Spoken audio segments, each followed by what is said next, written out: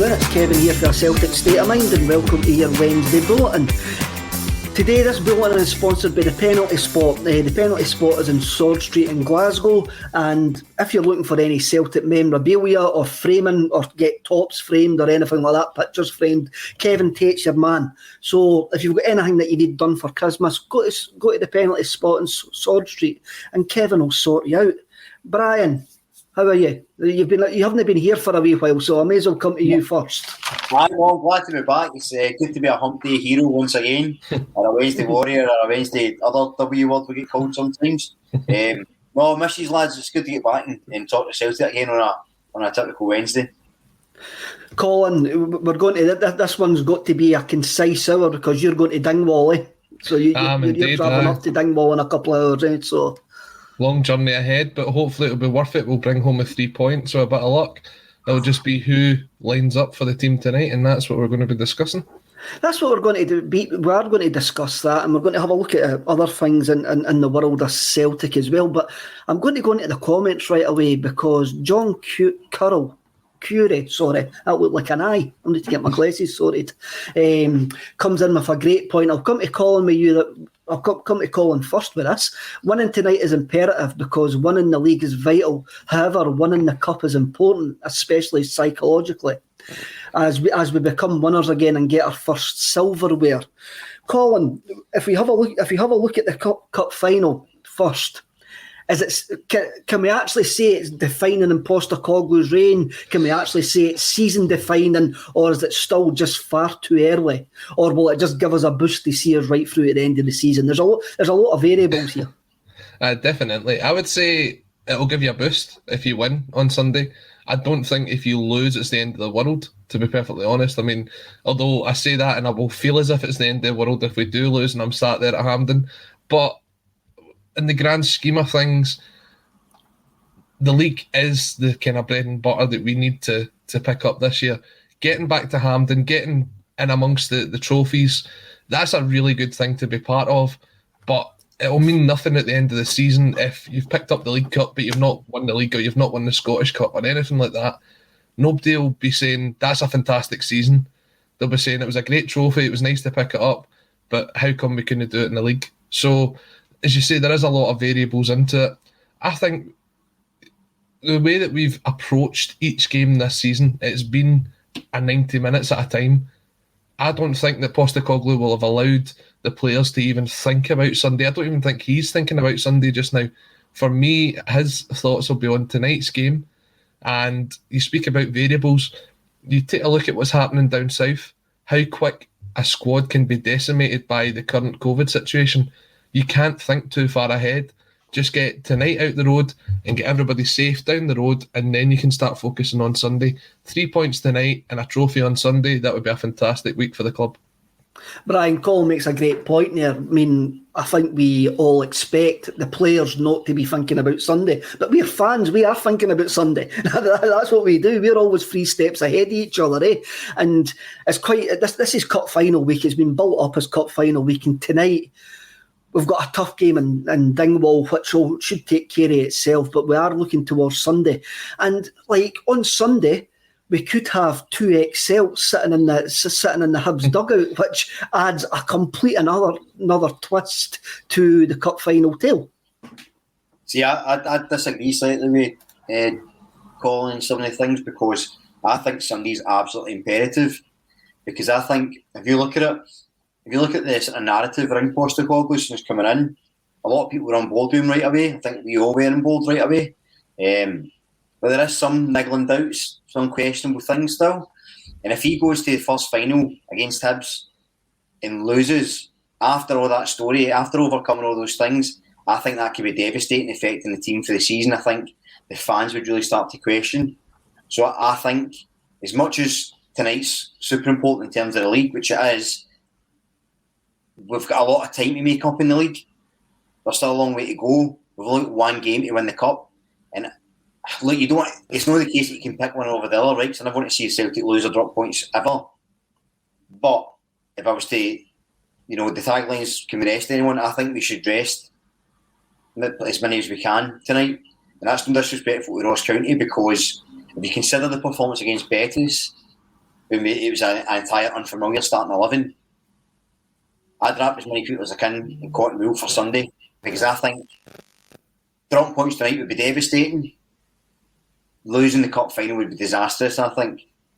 And I think if you'd asked me a couple of weeks ago, I'd say there's no way we can drop anybody for the squad. But the Betis game, and that was a decent Betis side. I know it wasn't their strongest 11, but it was a good side. And we performed really well. And I think, the benefits, if we made a few changes and beat Ross County tonight with a so-called second string, and then win the cup, that's huge for us moving forward, especially getting into January. I don't see how we can even overlook this game tonight. Ross County, as much as they're sitting towards the bottom of the table, have put in some good performances this season.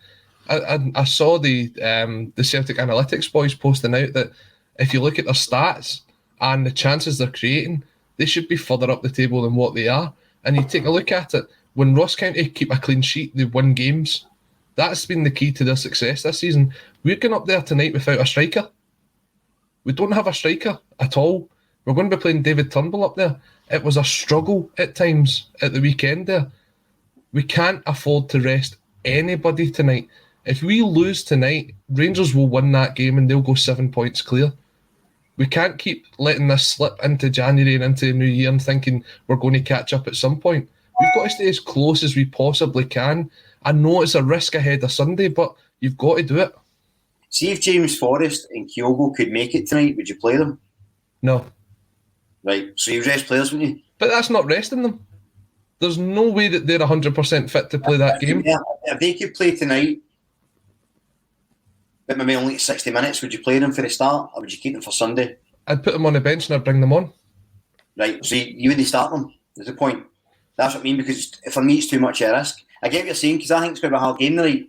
I definitely do. I think we'll win, but it's not going to be a cakewalk. It's not like we're not in the position to have a cakewalk.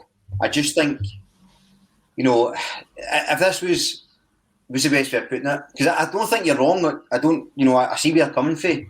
But I just think if it was the choice of risking one of them to make a cameo to try and rescue 3 points or saving them, I would probably save them, if I'm honest. See the thing you mentioned about, sorry Kev, the thing you mentioned about fans turning on Postecoglou. See at the end of the season, what are fans going to be more disappointed in Postecoglou in? The fact that we didn't challenge for the title, or the fact that we got to a final and we lost to Hibs? Now, Hibs, in my opinion, are a far better team than Ross County, and even with our strongest team, they're going to give us a good game. So I know they've been on a terrible run of form. As we say, maybe we Maloney and Caldwell will be in the dugout. I'm sure if that is the case and Celtic do win, there'll be allegations of them lying down to us or something along them lines, because that's how the narrative goes. But 90 minutes at a time, the league is the bread and butter. The prize for the league is well beyond the trophy of winning the Premier Sports Cup for me. So you can't afford to. I know you're talking about resting players. Kyogo and Forrest would never come into consideration for tonight. If they're available for Sunday, even better. But this is 3 points tonight. You have to win the 3 points. Look at what happened when we had this terrible injury run at the start of the season and we dropped points at Tynecastle and we dropped points at Livingston. The fans turned on them. We have this run. We have to just keep picking up the points. I think, Brian, I'm going to ask you a question here. Do you think your decision to rest players is based on the hindsight that we've all got after seeing Kyogo go off injured against Real Betis, James Forrest last 20 minutes on Sunday, then Mikey Johnson last 60 minutes after that before he went off injured? And so it is based on hindsight, and everybody's going to say Postecoglou got it wrong last Thursday night because what happened to Kyogo. And even though, like he said, Postecoglou says yesterday in the press conference that he is nearly there, whatever nearly there actually is in Postecoglou's world, it's hindsight, it's influencing that, Brian, eh? Of course, I mean, look, just for context, so as I'm clear, I said at the start, if it hadn't been for the performance against Betis, I would never consider resting anybody. But I actually think we might have enough in the sort of so-called fringe players to win tonight. And the thing about it is, if we can't give the likes of Scales a start against Ross County for fear we're going to get beat, he shouldn't be at the club. So we have to have faith in the squad. And if it's and I think against Betis, it's shown that actually we've maybe got a wee bit more. I want to say strength and depth, right? But we've maybe got a bit more quality in the sort of sidelines than we thought we would have had. And if that's the case, I don't see any reason why we couldn't pitch a couple of them in. I'm not saying change the whole starting 11, but just make a couple of changes just in case. Be sensible, because we should be able to. They players should be able to go and play against Ross County. If we can't afford to make any changes against Ross County, we're in worse trouble than we think. That said, it's not the case that I'm saying, this game's not important, let's just play, 16-year-olds the whole game and win the cup. Because it could be the case we could do that, get beaten and win the cup anyway. But my point is, I think we've got enough after the Betis game to make a couple of changes to just secure, given how light we are at the moment, just secure the squad for Sunday. It's different perspectives, isn't it? Yeah. What changes would you look to make for tonight's game, out of curiosity? So probably the guys like Skills would come in. I'd maybe have Sean as well. So I'd maybe rest McGregor. I know that sounds crazy, but maybe less Rogic actually. Sorry, keep McGregor, because Rogic again, he's shown as good as he is. He's no great weekend midweek. Sometimes could do with the break at the best of times. So maybe have Shaw come in for Rogic, so you get Beaton, Rogic, Beaton for McGregor, Scales at left back, and then you're no risking an injury to a full back. Say if you've got on the bench, you can come on and push around a bit further up. You put a Bada through if you're struggling. It still gives you options there. If you've got the players playing.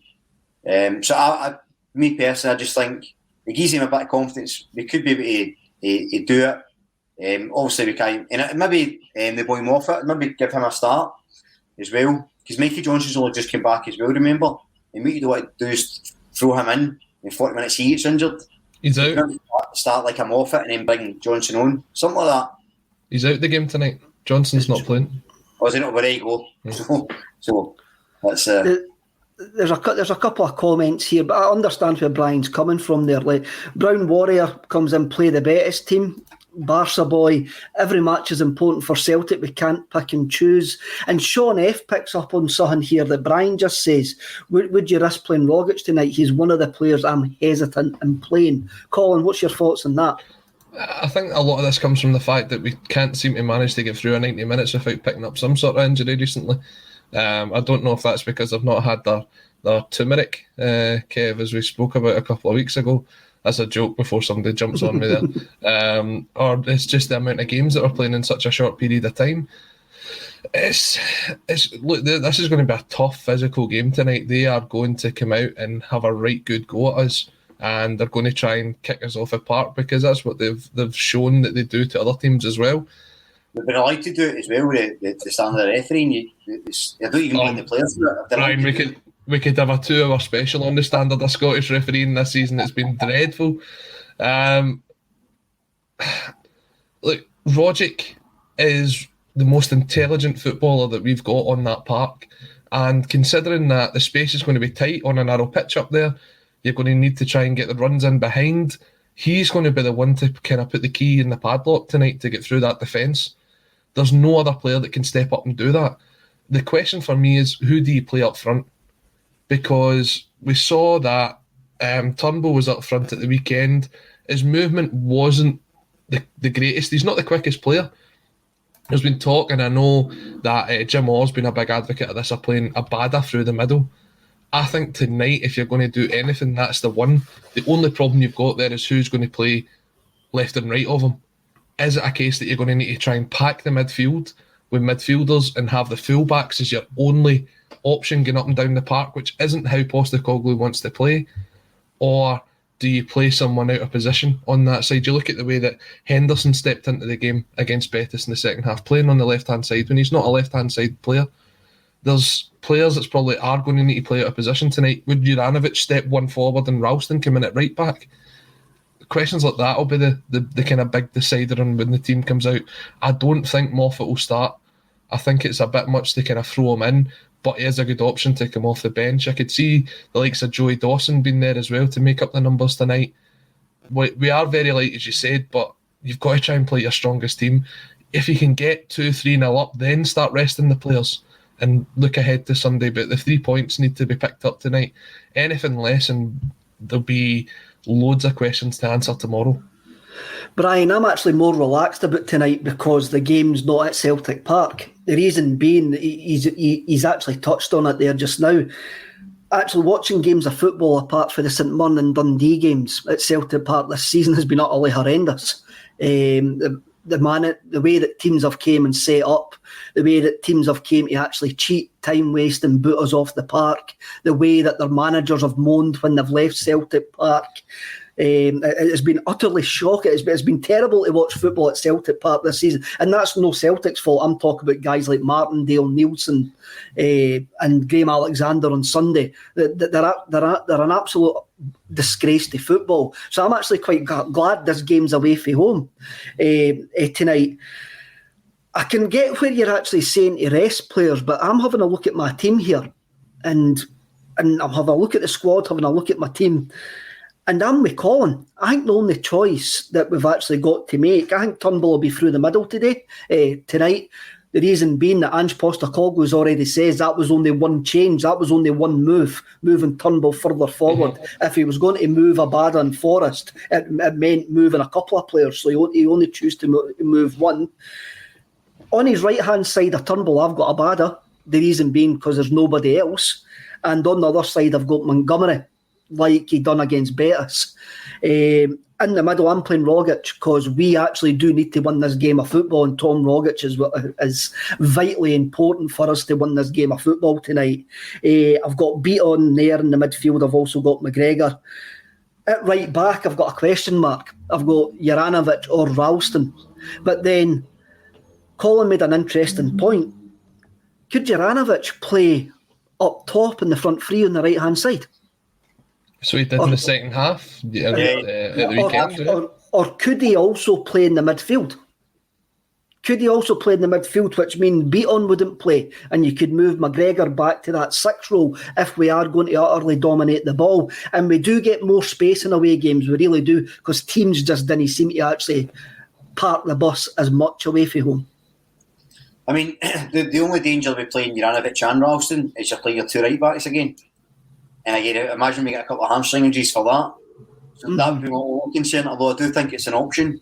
But then this is where I'm saying you could maybe have an option like that coming off the bench. So say, because I would probably start Ralston tonight just for the physicality side of it. Because you know what you're going to get when you go up to Dingwall. And Juranovic could come off the bench and just add a wee bit of spark. Maybe it's something to think about. In terms of the playing with no strikers, I mean, we still dominated Motherwell. We did. I think we had 70% possession, 26 shots in goal. And, you know, another day, it was the 1-0 scoreline absolutely flattered them. So I think the players are clever enough, and I think McGregor dropped in a couple of times, Turnbull dropped deeper. They sort of rotated that between them. It's far from ideal, but I do think you've got the thing there. And the reason I said maybe start Shaw, it's just because of that. Because if he can bring forward, he's got a big physical presence for crosses and stuff, which is another thing that we might need to utilise in a game like this. But look, it doesn't really matter who plays. You want to win the game, and the 11 he picks should, any Celtic 11, without any disrespect to Ross County, should be able to go up there and win. Colin, that's an interesting point Brian makes, because when you look at the team against Betis, with Shaw and Scales in it, and also Urigide, there was a physicality there in that team that hasn't been seen all season, eh? Aye, definitely. I mean, Urigide had a pretty shocking first half against Betis, but then it was as if he kind of just had the Looney Tunes magic juice and came out in the second half and was a complete different player. It was as if we'd swapped him for somebody else. He was fantastic in that second half, to the point of I've seen people on social media saying he was a man of the match. Now, they obviously forgot his first half performance, but he was very, very good in that second half. When you look at it, though, as Brian says, there is a bit of physicality by bringing guys like Ralston in, and that is potentially where you could see the link-up with him and Juranovic on the right-hand side. For me, if you're talking about physicality, then you're looking at it and you're saying, we're going to be playing Adam Montgomery on the left-hand side. And I thought Adam Montgomery struggled against Betis because of that. He didn't have the physicality side to him. So you're balancing it up on one side and kind of losing it in the other by having young Montgomery in there.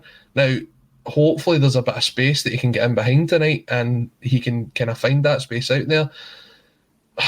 It's a difficult one. There's one person that we've not spoke about yet, and maybe I've forgot that he's injured.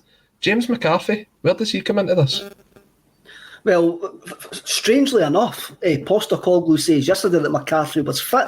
I didn't realise he was injured again. So maybe that says, but Postecoglou says yesterday that McCarthy comes back in. He looked a bit kind of fatigued towards the end of the Betis game. Some people say that he was grabbing his hamstring towards the end, but then he's not somebody that's played a lot of 90 minutes over the kind of years, so that could easily have been cramp or anything like that. I think if you're looking for intelligent footballers to break open a defence tonight, McCarthy comes into that discussion.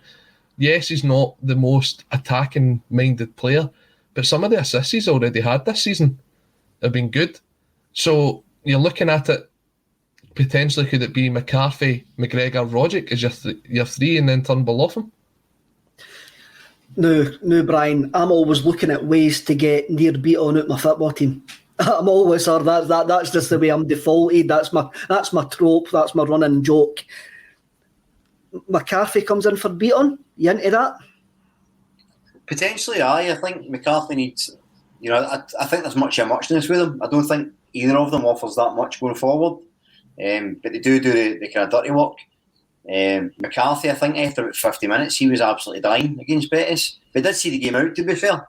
Again, I think, I've kind of made myself clear about changes. I don't mind if there's changes coming in. I think it's good to freshen up the squad now and again. And given the crucial season, it'd be worth it. I don't think you're losing much putting Nero on the bench and McCarthy coming in. I think they're very much similar type of players. I don't think I'd maybe say about Beaton is he looks a bit more confident than McCarthy. I think Beaton's actually, by his standards, has had a good season. Well, no, maybe not at the start, but since he moved into midfield. So if I had the choice to pick between, ideally I'd pick Beaton, but given the fact that I fancy keeping the strongest players for Sunday, I would probably say McCarthy comes in, aye. So McCarthy comes in there. Sean F comes in again with another good point. Colin, wouldn't mind Henderson on left wing as well. He's not a winger, but he can play the position. He's technically better than Adam Montgomery. I gave Montgomery my left-hand side spot in my team mainly because he hasn't really let us down this season, and Postecoglou knows that he can trust him, Colin. That's why when I was having a look at the left-hand spot, that's why I went for Adam Montgomery there. Yeah, I would agree with you because it is actually his natural position, is that sort of left forward role, and he has got Ange's back in this season. He has played him on several occasions. The one thing I did notice about Henderson, though, which is an interesting one and could be something to come on to later on into the game if we start to stretch it, for his goal against Betis, it's the cutting in from the left. Now, we've noticed that from Abada this season, we've noticed it from Jota this season, the cutting in and catching it at the back post. I don't see a lot of that from Montgomery. Montgomery tends to stick to the left-hand side and to stick to the touchline, and he doesn't tend to come in. Henderson gambled and got himself on that ball. What was the biggest surprise for me when you look at Henderson is, do you know he's only played 11 or 12 games for Celtic? I thought over that time we'd seen a lot more of him. But in the appearances that he has put in, I don't think he's put a foot wrong. And for me, the one that always stands out is that game away at Tynecastle. When Neil Lennon came in as the interim manager after Rodgers left. Eric wears the Brendan Rodgers collection. But he put in a performance, and I would like to see more of him. I just don't know where to play him in that role. Because you spoke about resting Rogic, Brian. That is sort of Henderson's role. But he's very similar to McGregor in the fact that he can play sort of anywhere in there. McGregor could play wide left tonight if we had somebody that could step into McGregor's role, but we don't. So it's an interesting one. Brian, I find it really interesting that you say rest who you'll rest. And right away, I'm thinking back to what Postecoglou says yesterday, that he doesn't like making too many changes that are going to disrupt the rhythm of the team. which makes me think that it'll be looking at the minimum amount of changes for tonight. We can discuss it. I reckon he has got a big choice at right back. I think he has got a choice at right back between Juranovic and Ralston. Who would you go for? I'll probably go for Ralston just to the physicality. And again, that was the reason I thought bringing Sean. No, as a striker, is just to get that clear, but just as an extra attack threat, coming into the box late. But again, this is really interesting discussion because all three of us are probably right. Do you know what I mean? Because it's so hard that any decision he makes tonight, you have some people saying it's the wrong one, some people say the right one. That's why Celtic manager and we're broadcasters, but it's such an unenviable task tonight because the only thing I really criticised Ange this whole season was for bringing on Kyogo the other day when he got injured. I thought that was a poor call, and I've been one of his biggest supporters. So it's either way, it's such a listen. When is the last time a game against Ross County been so important and so exciting and so talked about? It's brilliant. It's part of the fun of the season, isn't it? It's so exciting. You're so curious how it's going to pan out, and there's so much riding on it. It's great. It's nervous. I mean, if you saw me in the live stream, it's a bag of nerves, but I was the other place. But anyway. It seems like we've got post-Kyogo stress, actually. After Kyogo going off injured, but now, as Stephen McDonald comes in, don't overthink it. Well, it's Angie's job is not to overthink it, but we've got an hour to fill, so we need to overthink it quite a bit.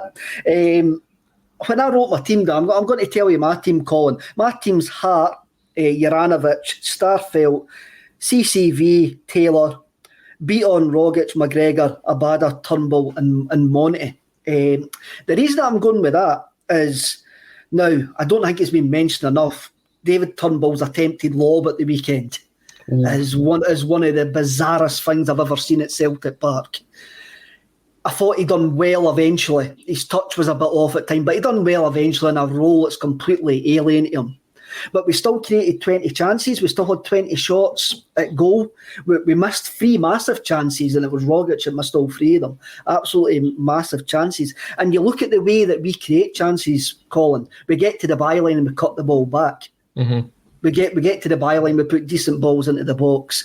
That's set up for guys like McGregor, Turnbull and Rogic to step on 18, 16, 17 yards out and strike the ball into the back of the net, ain't it, Colin? So sometimes maybe having a centre forward isn't as big a problem as what we're actually making it out to be when you look at the stats from Sunday.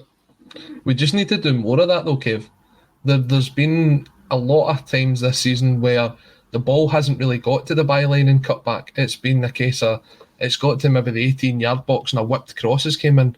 And these players that you're talking about there, they're not the ones that's going to go and kind of get on the end of that. We do need to try and get through the defence tonight. We do have to try and pass through them. And there's going to need to be a lot of patience tonight. A lot of patience tonight as we try and get through them. We might do it within the first couple of minutes and that'll be brilliant. But it's few and far between when you manage to do something like that. So I get what you're saying, that it would make sense if you can get to the byline, cut it back. We should be lining up with the players that we've got there. Even Beaton will probably have a pop from about 25 yards out. If it's not a game that Beaton plays, if he doesn't take a shot. But I still think we're going to miss that sort of hold-up play, that out ball that you've got, the player to interlink between the two. If Turnbull drops deep, who's going beyond him? That sort of thing, you're still sort of missing this out tonight. I do think we will have a lot of the possession. I think we'll create a lot of chances. We just have to be patient and wait for the goal to come. Brian, when we're talking about delivery for the wide areas, this is whoever's playing wide this evening. That's so important.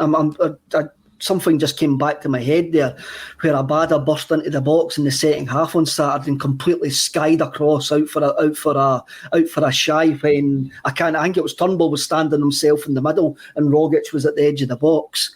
We haven't got a centre forward. You can't put in hopeful balls. We've got to be measured from the byline. We've got to be measured from the wide areas where we haven't got this centre forward threat.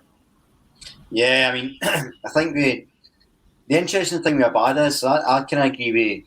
I think Jim's mentioned it a few times, but I've always thought he looked like a striker playing it wide. He doesn't. I don't know. He's kind of funny player. I would quite like him up front tonight, purely because I think the way we play, even with his pace, just chasing people down or creating space, will then open it up for guys like Turnbull, as we say, or Montgomery, or that sort of ilk. So I think that there's room for that. But yeah, we've been wasteful, to be fair. And even Kyogo has been as well. Big Tony gets slaughtered for saying it, but we've been missing a lot of chances recently. We've been dominating games, and I say the start of Tonella, 26 shots in goal against Motherwell. We scored 1. So, there is a wastefulness at times, and I think some of the crosses for the wings are dealt with that. I think Juranovic is reliable wide for that. His crosses are good, and actually so is Ralston. But Abada, they're either absolutely pinpoint or he skies them. There doesn't seem to be any, in between. But I think that's indicative of his season because he's either been excellent or rotten. It's one or the other. Kev, you ready for this? I wish we had Ryan Christie tonight. That's a Clarkson and a half. That is the kind of. If I was getting grief for resting players, you can help me a grief now. I genuinely wish we had someone like Ryan Christie tonight because he's so versatile, can play on the right, the left, through the middle. We've not got that in the team. Someone that can take a shot from the edge of the box. I know it might end up in whatever lock it is. It's up in Dingwall. I don't really know my geography that well, but someone like that creative sort of player, that's the kind of player we've been missing tonight. Colin, I'm going to go even further, and I'll put this to Brian after I make this wild comment that I'm going to make. I reckon Ryan Christie would have been our player of the season so far in Postecoglou's Celtic, because he suits exactly what Postecoglou wants from a midfielder. Possibly. It depends where they played them, though. I mean, I just think he sort of played them wide left, didn't he? The few games ahead of the Postecoglou. He was good, but I think he's better in the sort of Rogic number 10 role. It's ifs and buts. I thought actually Laxalt would have been really good in Postecoglou's team because of the way he plays into that midfield. So, Brian, last season seems so long ago. I've actually forgot guys like Laxalt played for us. That just seems like a different universe. that Laxalt was running about in a Celtic jersey.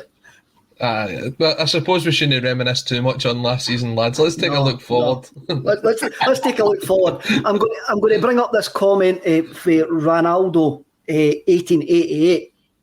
There's no much difference from a right back to a left back, right mid, left mid in this Celtic system, so we must have options.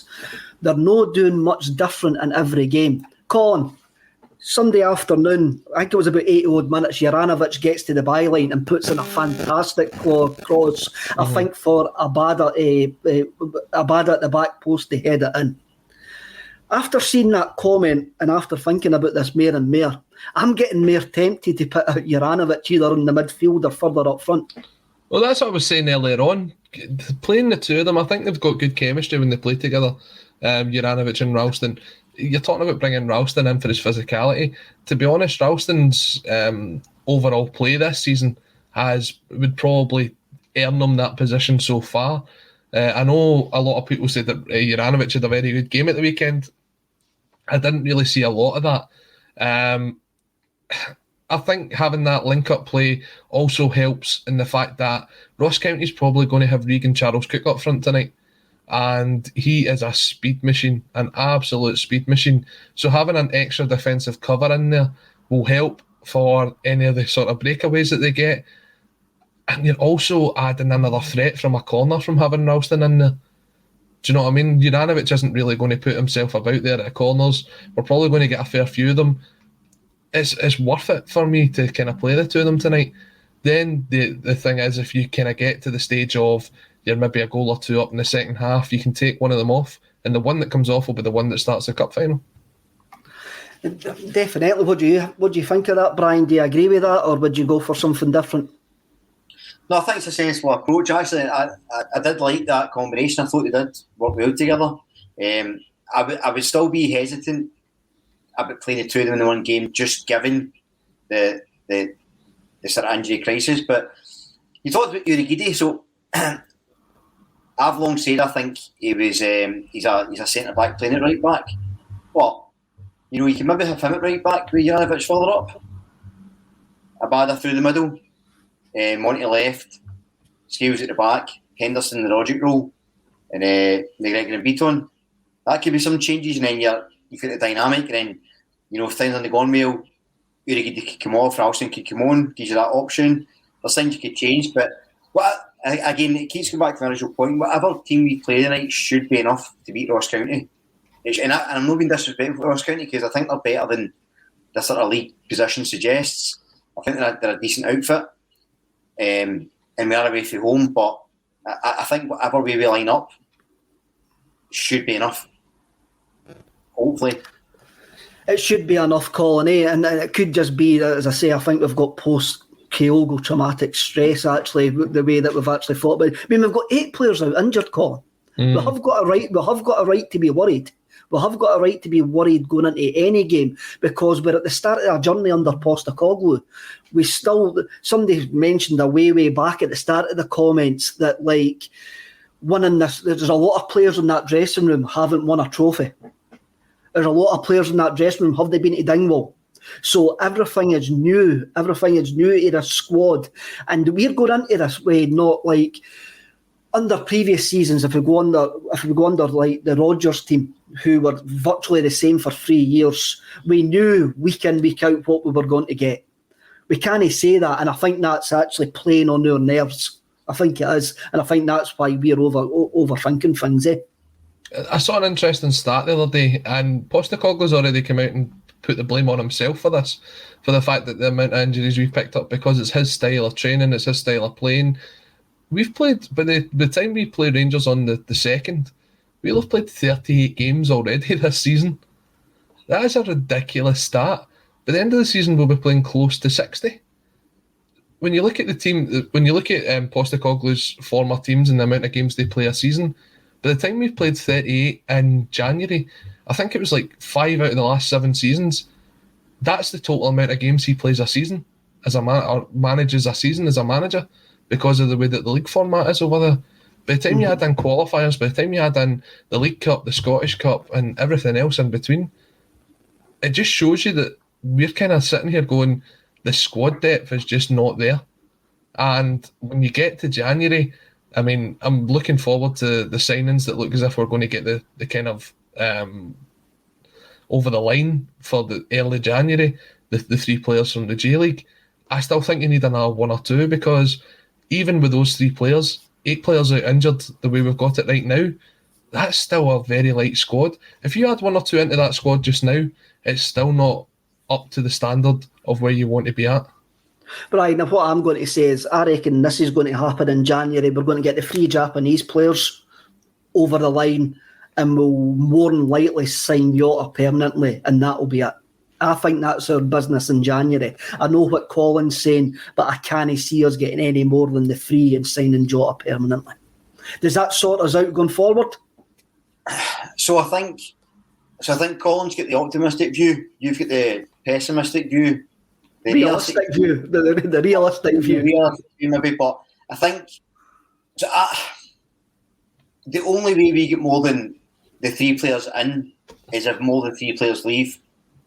If Bolingoli, Barkas, Ayeti all leave, and maybe some guys go out on loan, then I think we'll get in more than the 3 you mentioned.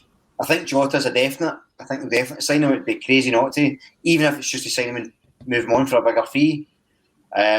So I'm actually kind of somewhere in the middle of you two, because I think Colin's right in the amount of players we need. You're right in the amount of players we're likely to get. I think it depends on who leaves, because I just think if you look at the balance books, I think they'll go, right, 3 players is fine because we need them. But if you want more, you need to shift some players off. And so I think that's going to be key. So I think you're probably right, Kev. I hope you're right, Colin. And I'm sort of in the middle. I'll be honest. I'll be honest here, I'll be surprised if many players move on in January. Well, that's my concern. I don't think they will. Obviously, Yeti seems to be a long-term injury concern, so I can't see him moving in January. Barkas might be the one to go because he's sitting there currently as the fourth choice goalkeeper. I think he'll keep Bolingoli around for a bit longer till the summer, and then it might be the odd sort of B team player going out on loan. I don't think you'll see others going out there. As much as it would be great to get guys like Sorrow a bit of experience and playing week in, week out, I think with the sort of intensity in the training and the games that we've still got coming up, I think you'll just keep them around. Again, and we've also got this, Brian, we've also got the ever-present pandemic situation, which seems to be ever-changing over the days. And some players just won't be able to move because of restrictions that will get put in place, and some clubs will just go, no, it's not worth the hassle getting putting guys in quarantine for 10 days if that is still going to happen. I mean, because it was John Swinney was on Radio Scotland this morning. I don't know if he's actually heard it, and he basically did say that Nicola Sturgeon wanted to put restricted capacities on certain events, and I think that's still coming.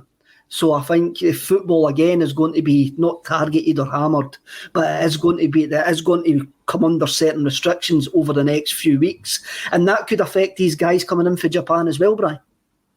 Yeah, as I say, that's why I think you're probably spot on in terms of what we like to get, but Colin's spot on in terms of what we need. The worry for me is, listen, we don't know what's going to happen with these restrictions, if they come in or not. Obviously, safety first, people's health is more important, but just imagine after all that time nobody at a stadium to lose that again. It'd be devastating for a supporter, but in terms of the actual football of it, I think they're right. And Postecoglou said that, to be fair. He's been quite open when he's been talking about transfers. He says, look, it could all change tomorrow. He says, I don't want to say we've got 3 guys coming in because something could happen tomorrow and it makes me a liar. You know what I mean? Mm-hmm. So I think he's been fairly clear, and the fact he's mentioning it now, there's probably some fear, some anxiety within Celtic Park that could happen. Postecoglou actually says on Sunday, Colin, after the silent protest was sort of saw fans turn on each other in the last 15 minutes with certain sections of the crowd singing to other sections of the crowd giving abuse to the guys who were singing. I says that the Celtic PLC would have been sitting in their padding seats in the main stand laughing because their divide and conquer tactics actually working. But Postecoglou says after that game, he says football meant nothing last year without fans. Mm-hmm. And once again, I think they're staring that barrel down the face. I think, sadly, that is the case, Kev, although by the sounds of things, they need the purse strings to be loosened beforehand, so somebody keep the purse off a Sturgeon, please, because I'm quite enjoying going and being at the football. Look, as you say, as Brian said, everything can change over the last couple of weeks. Nobody really seen this coming 6 weeks ago, so it could all change. All I can say is just everybody keep safe, and hopefully we'll keep backing it up. Going on to the sort of what you mentioned there about the fan protest, and I saw obviously the thing about Juranovic after the game when he was interviewed about it, and he was quite confused about what's going on. I think there's shared liability to be had there. I think the liability lies between the club for not actually providing an update. I mean, everybody saw the kind of rumours that came out on, was it the Wednesday or the Thursday, that Bernard Higgins wouldn't be part of Celtic Football Club and that he'd already got another job lined up. It's about time Celtic actually just put a statement out on this. Just meet with the groups. Yes, okay, the fans, is a silent protest the right way to go? It's open to debate. Fans turning on each other. If this is what Celtic's board's mantra is, and that's what they want to come out of this, then shame on them.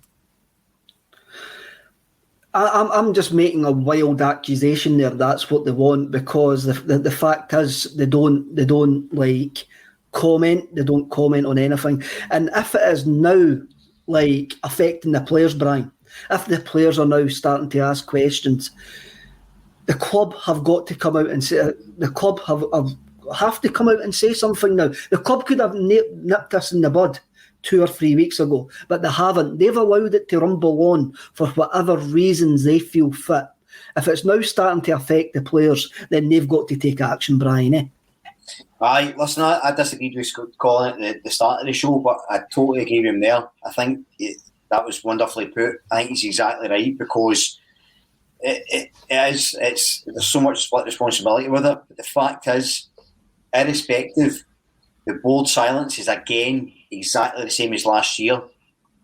It's not just lazy, it's disrespectful. And it seems spiteful. And the thing about it is, it'd be such an easy win. See, they just came out weeks ago and said, listen, we're aware of your concerns. Don't worry about it. We hear you. That's the direction we're going in. You don't even need to mention the guy's name. You all know what we're talking about. They can get round that, release a statement. We're listening to you. Don't worry, we've got you. Or announce who they have got. But for them to sit there, as Colin said in a review said, to watch the fans turn like each other, which is the last thing anybody wants. So much of last season where things were going wrong, fans were tearing each other apart on Twitter. It was tribalism at its worst. It was horrid to watch, especially for support. And you know, when these protests start and the letters went out, it actually united the Celtic fans, because we all said, no, this isn't on.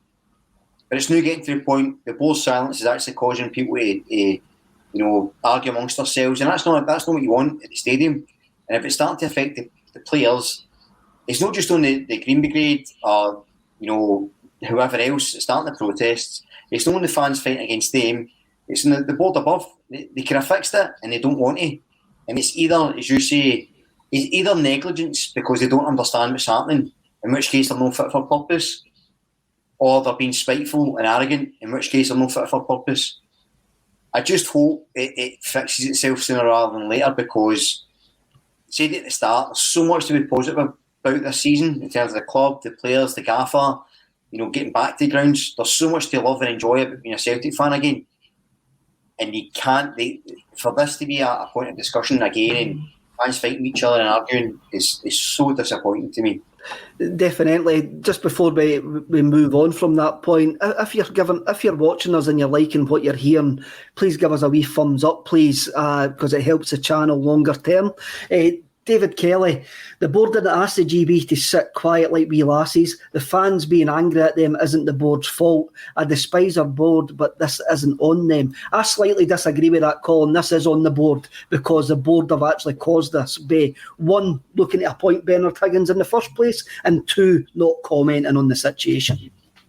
First of all, I think we can move on from comments like that in this day and age, calling people wee lassies. I think that's long gone from the way that people should be talking nowadays. Apologies if you see that as woke, but that's the way we should be. But he's got a point to the point that just because the Green Brigade or the boys group are the ones that start the singing, it doesn't mean that they're the only ones that can join in the singing. If they were to be out of the stadium, if they didn't come to the games, where's it? Are we saying that, we don't like them because they're not singing, but we're not going to sing either? Come on, there's 60,000 at games. The groups that we're talking about here are in total probably in the region of 1,000 people. The other 59,000 can come up and do that as well. And there is fans that are doing it. We don't need to turn on each other. What are we gaining from that by turning on each other? Absolutely nothing. Definitely. Alistair Bradford comes in. Everybody's blaming the fans group, but they haven't turned their own voices up over the last 2 games. I just don't get it. This needs sorted, and it needs sorted. It needs sorted quick. Now, we're looking forward to the January transfer window. Hopefully, all games get completed with fans between now and January, and we're looking forward to maybe getting new signings in January. There was a video released this week, Colin, with Kyogo about how he's enjoying his time in Glasgow. It was a great wee video, but one thing that jumped out at me was him saying that he misses too many chances. He admits that he's actually missed quite a lot of chances. Obviously, he watches a Celtic State of Mind and knows that we've been discussing this. What did you feel about the whole video? And like the vibe of the video and how he seems to be enjoying himself in Glasgow. You can't help but get that sort of warm feeling every time you see him. He's always got a smile on his face. He's always so happy. Look, it takes me back to when I was part of the press conference earlier on in the season when Kyogo signed. And at first, I mean, when's the last time we called him Kyogo Furuhashi? It's been Kyogo now since what? Away back at maybe after his first or second game. It's always been Kyogo. And that was the point that he made on the press conference. I want people to know me as Kyogo. I want to be like Maradona, like Pele, like etc. The guy had a very good opinion of himself. But what he's done on the park is to show that. I remember a goal he scored earlier on in the season, and he does that and points to the back of his shirt. He wants to be the face of Japanese football. He wants to be known as Kyogo. So it's encouraging him. It's encouraging, to hear him say, I've missed too many chances, because we think he's playing to this level. He thinks he can get to this level, and if he gets to that level, then it's just going to be so exciting as a Celtic fan to watch him play. The introduction of the guys like Maeda and Hatate, hopefully in January, can that get an extra 10-15% out of him? I mean, the three of them, if you get that combination together, what kind of level can we hit? Brian, I'm a cynical guy. You all know I'm a cynical guy. I think this video was just so they could actually show it to the three Japanese boys and go, by the way, you can settle in Glasgow. Kyogo settled in Glasgow. Come here. Everything's great. That's just me, though. That's just me. So, do you want to see they did and it gets the guys in, they're good players? All right, I'm all right with it. I'll take it. If we get the good players in. Do you know what I like about Kyogo? Is the fact that, I mean, he's not a kid. He's 26 or 27. He's kind of in his prime. He's came here. He's still got so much to prove. And I feel like, see, when you touched on it, Colin, where he says he's been missing chances, he's got so much more to offer. Every time you hear Postecoglou talk about the team, that's what he says. I mean, we're just at the start. There's so much, there's a long way to go yet. I remember when it was the Dundee United game, and I think the reporter said to Postecoglou, "Oh, you seem to really enjoy the goals." He says, "Aye, but I didn't enjoy the ones we never scored. I never enjoyed the chances we missed." And I love that attitude for him, because he just always wants more. And Kyogo seems to have that similar mindset. And I think that's what Postecoglou sort of touched on when he was talking about blind transfers in, is a certain type of mentality, a certain type of player, a certain type of human. And Kyogo seems to fit that mould exactly. And, if Ange's, identifying these guys he wants to come in, brilliant. Celtic as a business should be trying to tap in more to the Japanese market anyway, in the stadium markets, and be a bit savvier about how they diversify their income streams. So, yeah, it's maybe a wee bit cynical, but I'll take it if we get some better players in. See, when I look at it, Kev, when you look at the three that's coming in, the one that excites me the most is Maeda. Maeda just looks like Kyogo, but quicker. And if we thought that Kyogo was quick closing down, the speed that this guy has and his versatility, he can score with his left, his right, he can score from a header. He was a top goal scorer in the J-League last season. Listening to the kind of people that's been watching him out there, they think that he's better than Kyogo. And if you can get a player like that to come over to the club, I mean, I'm excited though what the second half can bring. The only thing is I'll be so disappointed if he doesn't live up to the standards now. Aye, that's the problem looking at these YouTube videos, eh? That is a problem. Aye. Looking at these YouTube videos. I mean, I'm sure if you look back at my extensive Sunday League career, you could probably got a good highlight reel out of me coming on as a sub. How long? Looking good, maybe about 2.5 minutes, maybe. Me coming that's not bad. That's good. Looking good coming on as a sub though. Having a first touch and stuff like that. That's the problem with these YouTube reels, Brian. They just sometimes they set you up for an absolute fall. But there's one thing for certain: Maeda does actually look quick, extremely quick, and he looks extremely bold as well. It's quick and bold. Yeah, that's his main characteristics. What I love is the fact that he can. He seems to be able to play in all three positions up front, right, left, and through the middle, which just gives us a bit more extra cover, a bit of a different dynamic. And yeah, listen, the reason I'm so excited about these guys coming in, if they do come in, is because Maeda played for Postecoglou, didn't he? So he knows exactly what the demands are. Hatate seems, again, going by YouTube, seems to have an absolute engine in the fact he can play left back in midfield, and we play a left back and put him in the midfield. And I think he can play anywhere. I thought he up front as well, the left wing, and so we'll see. But I can't wait to get them in. And by contrast, Hatate's hair looks fantastic. So we've got James Forrest, Jota, and Hatate, and we've got the bald lad up front. So a nice balance there, nice dynamic in the team. So it's a good thing that we know a guy that can get them all a Head and Shoulders advert.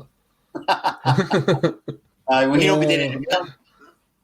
I think we're going down a wrong rabbit hole. I like going down rabbit holes, but this one's even more rabbit for me.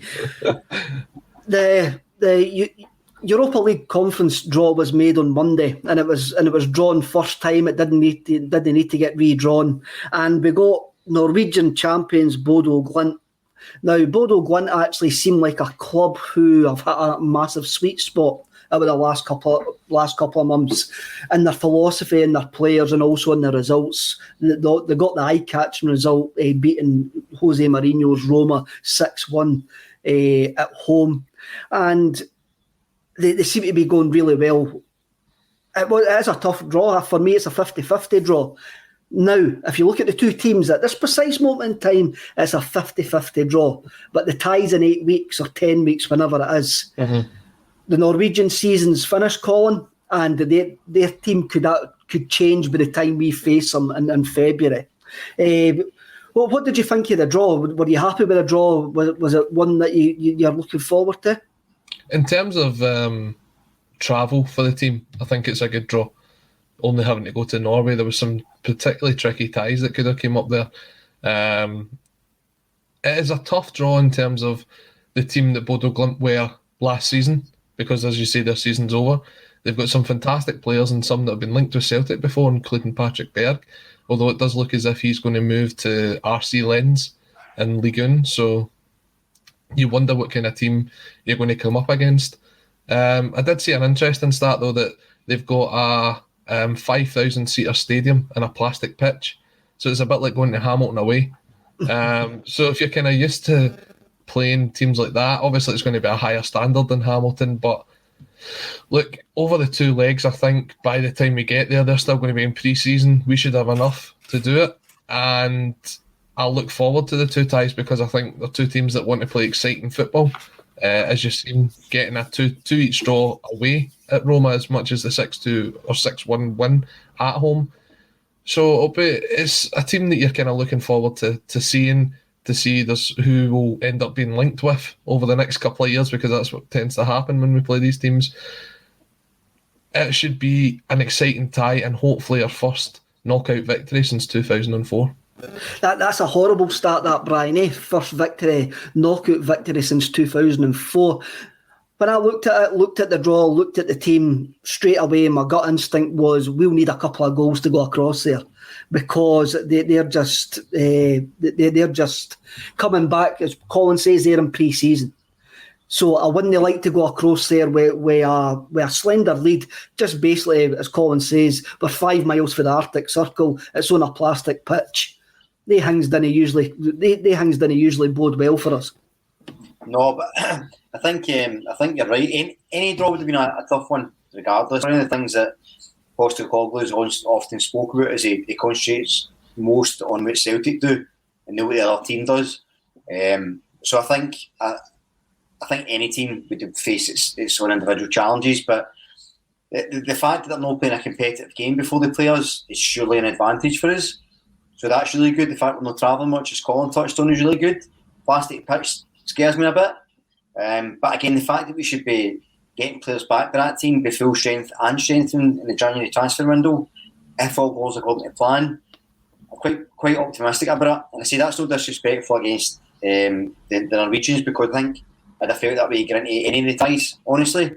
I think at Parkhead, playing well with the strength squad, I would have been confident we had got a result. I know against Bayer Leverkusen we lost 3-2, but I think the performance was excellent, and a bit more luck, a bit more energy in the team towards the end, and we could probably saw that out, and that'd been a huge scalp. And I don't think any of the teams we're going to face are as good as him. So we just need to wait and see. But again, as I said at the start of the show, to link it back, regardless of what happens, it's going to be exciting, and I can't wait. Colin, what's your prediction for the score tonight, just before we go? I'll go with 2-0. 2-0. Brian, what's your prediction for the score tonight?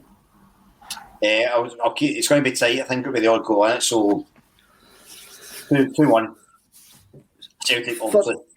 For myself, we've had 7 one-goal victories in our last 13 games. And the fact is, we haven't got a centre forward probably lends me to say it could be a nerve-jangling one-goal victory, or a comfortable one-goal victory when you actually watch these games back.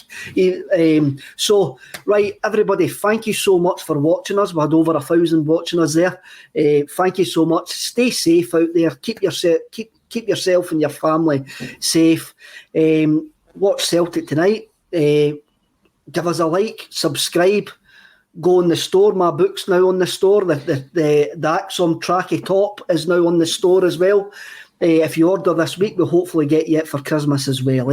So thank you everybody for watching us. Up the Celts, and see you next week.